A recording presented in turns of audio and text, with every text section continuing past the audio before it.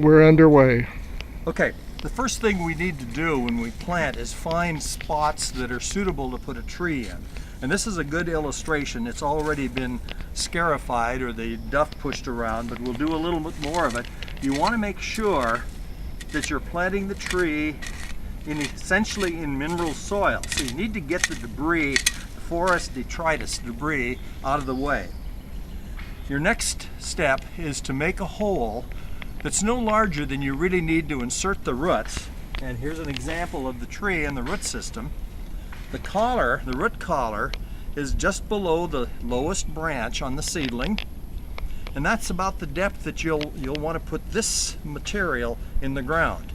And you want a hole that's big enough so that when you hold it down at the top of the hole, the roots don't get compressed at the bottom. You want that much space, because if you do this and you turn the roots over, we end up with a phenomena that we call J-rooting. The roots will grow sideways and eventually the tree will probably blow over.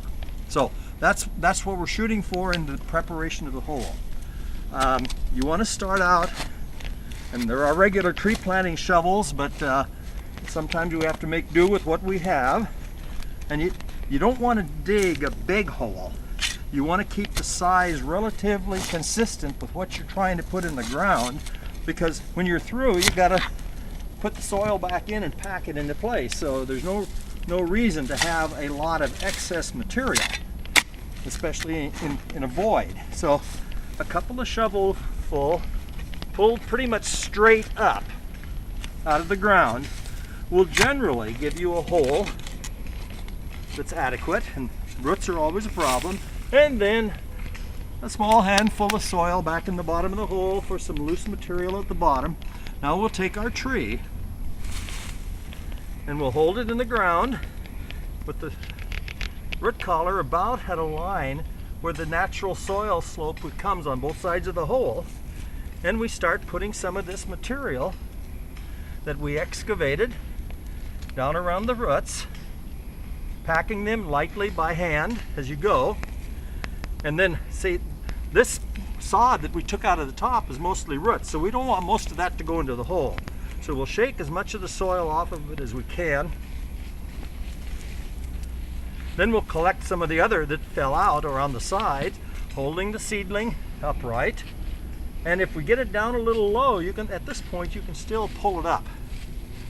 But anyway, basically, fill the hole around the tree, largely with soil. When we get right up at the top, you can use some of this fibrous material. It's a little easier, it's a little less critical with cedar than it is with Douglas fir, because cedar is used to growing in a fairly organic, rich area anyway. And you want to pack it in reasonably firm. Probably have to use your shovel a little bit, maybe to loosen up some of the stuff around so you can refill the hole, because you'll usually end up with less material than you'll need. And this loosening up around the top is fine.